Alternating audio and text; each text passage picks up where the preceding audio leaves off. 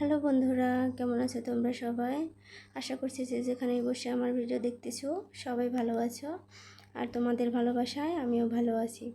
দেখো, আমি একটি কাজ নিয়ে আসলাম। প্রথমে আমি পাতাটি করে নিচ্ছি।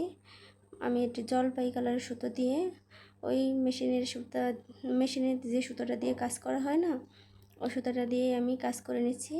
ওই সুতোটা 4 গুণ নিয়ে নিলেই হবে।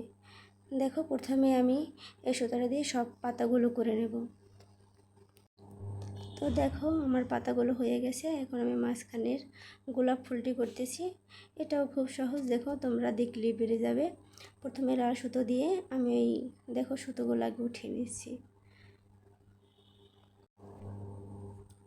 আর তোমাদের যদি আমার ভিডিওগুলো ভালো লাগে অবশ্যই আমার চ্যানেলটি সাবস্ক্রাইব করে আমার পাশে থেকো। দেখো, আমি এই গোলাপ ফুল ডিজাইনটি করে নিচ্ছি। দেখো, তোমরা একটু খেয়াল করলে বুঝতে পারবে আমি কিভাবে কাজটি করতেছি।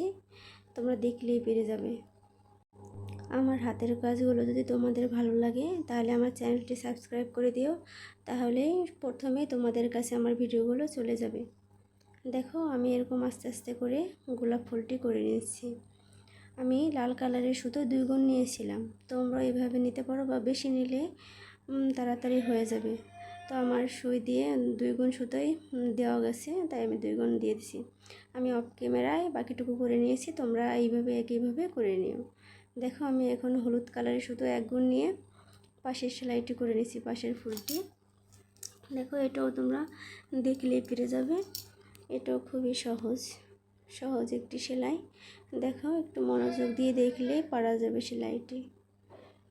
তোমরাও এরকমভাবে করে নিতে পারো।